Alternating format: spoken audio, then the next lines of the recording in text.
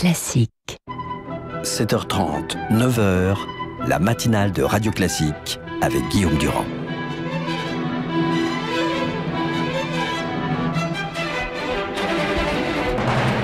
L'invité politique sur Radio Classique et LCI. Ravi de vous retrouver, donc nous sommes en pleine forme avec Gérard Collomb, donc le maire de Lyon. Cela étant dit, bonjour Gérard Collomb. Bonjour. Visiblement quand même à l'intérieur du Parti Socialiste auquel vous appartenez, on commence à s'inquiéter dans la perspective des départementales. Bon, les sondages d'Hollande sont en baisse et les perspectives, ou en tout cas les projections électorales ne sont pas bonnes. Vrai ou faux ce matin ? Je pense qu'il y a un vrai problème, comme on vient de le dire, comme le disait Guillaume Tabar. Je pense que si effectivement il y a une grande dispersion au premier tour, il risque dans beaucoup de cantons d'y avoir finalement un deuxième tour avec le Front National et l'UMP.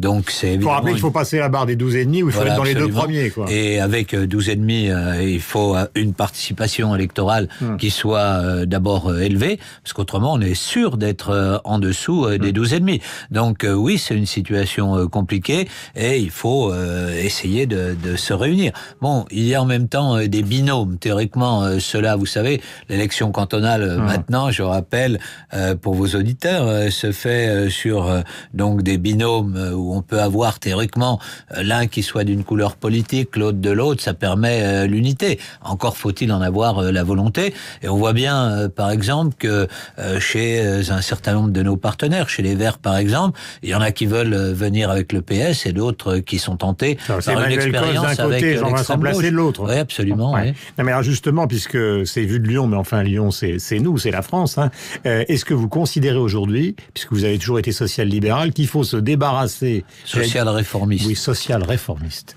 Il faut se débarrasser... Je vais être violent. Est-ce qu'il faut se débarrasser de la bande Mélenchon, Duflot et les autres, ou est-ce qu'il faut essayer, puisque c'est ce que dit peut-être l'opinion ce matin, que François Hollande les voit pour les ramener au bercail. Franchement. Je pense qu'à un moment donné, lorsque l'on est au pouvoir, il n'y a qu'une seule politique qui est possible, c'est celle qui nous permet de regagner en compétitivité et donc de vaincre ce cancer qui est aujourd'hui le chômage de masse dans notre pays. Ça veut dire que on ne peut pas faire de concessions, si vous voulez, sur le plan théorique, parce qu'on pourrait reprendre le programme Syriza. Le programme Syriza, augmentation de salaire, augmentation des retraites, enfin augmentation de tout. Je veux dire que chacun voit bien aujourd'hui que ça serait totalement irréaliste. Donc, ça veut dire qu'il faut essayer de mener un combat idéologique, de montrer comment c'est effectivement par des réformes économiques qu'on peut à nouveau permettre d'avoir une politique sociale qui puisse satisfaire nos concitoyens. Vous voyez, ce qu'ils veulent aujourd'hui, c'est la réduction du chômage. C'est ça le point dur, parce qu'ils s'inquiètent évidemment pour eux, pour leurs enfants. Si nous arrivons à cela, alors pour le coup, il n'y aura plus de problème de l'extrême gauche. Quand vous entendez avec un porte-voix, pardonnez-moi de revenir sur Mélenchon et les autres faire plus de gauche, vous considérez qu'ils sont dans l'erreur et qu'il faut les laisser là où ils sont. Est-ce qu'il faut leur prendre la main, même s'ils se trompent? Ce qui va être intéressant, c'est l'expérience justement de la Grèce, parce que on va voir leur politique en dimension réelle. Et on va voir ce que ça va donner d'ici 6 mois, d'ici 1 an. Si ils réussissent, alors pour le coup, ce qu'ils proposent sera validé. Mais si Syriza échoue, ce que je pense, si en tout cas il ne change pas de politique, alors on verra bien qu'il n'y a qu'une politique possible, celle que mènent les sociaux-réformistes. Vous allez probablement, comme beaucoup, donc aller au congrès du PS et y participer. Maintenant, la grande question, c'est de savoir, en matière de chômage, qu'est-ce qu'on peut faire à part favoriser les entreprises? Parce que tout le monde souligne dans la presse ce matin que les propositions de Rebsamen pour, disons, les seniors sont des propositions qui sont, comment peut-on dire, agréables, entre guillemets, bien que le sujet soit désagréable, mais qui sont financées à minima 200 millions simplement. Comment régler ce problème avec simplement 200 petits millions d'euros? Je crois que c'est effectivement, ce n'est effectivement pas à la hauteur. Ce que moi je dis dans ma contribution, c'est que c'est notre... Qui s'appelle Inventer l'avenir. Qui s'appelle Inventer l'avenir. C'est que... Contribution pour le Congrès. Pour le Congrès du Parti Socialiste. Donc ce que nous disons avec une quarantaine de parlementaires, avec les maires des grandes villes, donc une contribution de gens qui sont en prise avec la réalité. C'est que si on veut faire baisser le chômage dans notre pays, il faut rendre de la compétitivité à nos entreprises. Vous parliez tout à l'heure de l'excédent commercial allemand. Il y avait la même enquête qui était faite hier sur le problème de la balance commerciale en France. On voit que hors effet baisse du pétrole, nous avons encore perdu des parts de marché. Donc pourquoi nous ne sommes plus compétitifs? Parce que aujourd'hui nos entreprises n'ont pas des marges assez importantes. Moi je le vois dans mon agglomération, je vois un certain nombre de TPE qui sont totalement exsangues, je vois un certain nombre de gens qui pourraient investir mais qui se disent « Ah oui, mais on ne sait pas ce que cela va donner ». Justement parce que ils ont peur que demain des thèses comme celle de Mélenchon l'emportent et que donc ils ne puissent plus récolter éventuellement ce qu'ils auraient semé dans ces temps-là, donc qui sont inquiets, qui n'investissent pas. C'est cela qui crée la crise française. Je crois que moi, il faut définir un cap, s'y tenir et puis faire en sorte qu'on ait des résultats. Et justement, sur le plan des résultats sondagiers, qui ne sont pas des résultats concrets, on voit qu'après l'embellie qui a été liée au drame, les sondages de Manuel Valls et de François Hollande sont en train de retomber, forcément, parce que la question du chômage réapparaît et que la parenthèse est terminée. Mais est-ce qu'elle est vraiment terminée, cette parenthèse, pour le président de la République ? En tout cas, les problèmes, on va dire, du quotidien ressurgissent.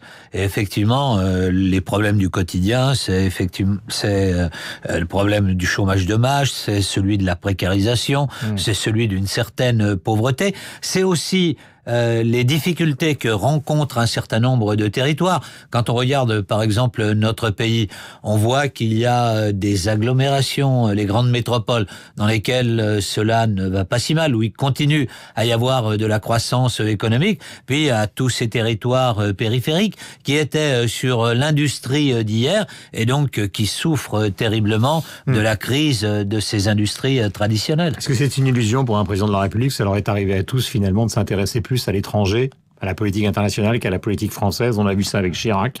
À un moment, on a pensé ça aussi avec Nicolas Sarkozy, pris dans la crise. On a pensé ça, évidemment, avec François Mitterrand. Bref, à chaque fois, on voit qu'on est élu sur des problèmes domestiques et qu'on finit par s'intéresser qu'aux problèmes internationaux, parce qu'à l'intérieur du pays, c'est coincé, on y arrive pas. Oui, en même temps, en ce moment, il y a quelques urgences à s'occuper de l'international, parce que, évidemment, ce qui se passe du côté de l'Ukraine est quand même préoccupant. Ce qui se passe en Afrique, au Proche-Orient, est essentiel pour l'avenir de nos démocraties. Vous avez dit que c'est pas ça qu'attendaient les Français. Ah non, mais ça veut pas dire il faut le faire. Il faut le faire, mais le problème principal, moi, alors je reste d'accord. Problème la conférence principal. De presse, la dernière de François Hollande, il n'a pratiquement pas été question du chômage, par exemple. Oui, mais tout simplement parce que, comme vous le savez, on peut pas influer sur le chômage sur le court terme. Si la politique qui est menée aujourd'hui continue à être menée sans hésitation, alors sans doute que dans quelques mois, on pourra effectivement voir s'inverser la courbe du chômage. Mais moi, je n'ai jamais pensé que cela pouvait se faire de manière immédiate. Vous n'y croyez pas? Quoi, si, je pense... Vous croyez franchement que les pronostics de Rebsamen, qui dit après, pas lui, mais l'ensemble du gouvernement s'est trompé sur les pronostics à chaque fois, l'idée qu'on pourrait revenir sous la barre des 3 millions est possible? Moi, si vous voulez, je pense que la grande erreur qui a été commise, c'est de ne pas avoir mis en application, dès l'arrivée au pouvoir de François Hollande, des politiques comme les politiques sur le pacte de responsabilité, sur le CICE, qui, je le vois, ont des effets concrets sur les entreprises, mais avec retard. C'est-à-dire qu'on a perdu 2 ans et demi, et c'est cela que l'on paye aujourd'hui. Question, parce qu'elle est importante, est-ce que le Front National est aux portes du pouvoir? Par exemple, si on prend le cas de votre région, Rhône-Alpes, est-ce que c'est le cas? Ce n'est peut-être pas le cas en Rhône-Alpes, mais en tout cas, il va monter de manière extrêmement importante, oui. Mais en Rhône-Alpes, vous avez un certain nombre de départements, de régions qui, à mon avis, ne voteront pas Front National. Vous avez par exemple à l'intérieur de l'agglomération lyonnaise, il fera fort, mais il ne sera pas le premier parti.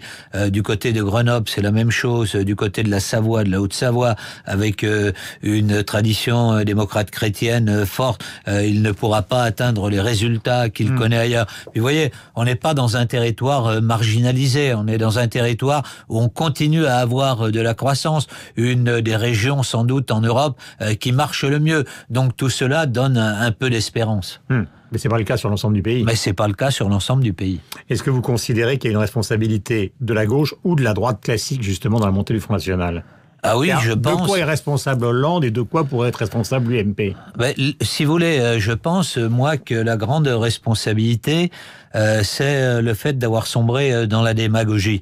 Quand la droite est au pouvoir, la gauche, qu'elle veut réformer le pays, la gauche dit n'importe quoi. Et quand la gauche arrive au pouvoir, c'est la droite qui à ce moment-là se met à dire n'importe quoi. S'il y avait un peu plus de responsabilité, et donc la possibilité dans notre pays de faire comme en Allemagne, en se disant, bon certes, on a un certain nombre d'idées extrêmement différentes sur des points, mais on peut quand même essayer de développer un tronc commun qui serait quelques idées générales qu'on ferait avancer ensemble au service de l'intérêt général du pays.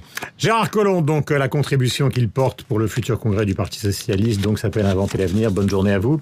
Et bon retour dans votre bonne ville de Lyon. J'ai l'impression qu'on vous a un petit peu volé le match l'autre jour sur ce pénalty bizarre qui a été donc rejoué par Ibrahimovic. On va retrouver Hélène et tous nos amis de LCI et Sophie Paolini sur l'antenne de Radio Classique. Bonne journée à vous. Merci. Aujourd'hui,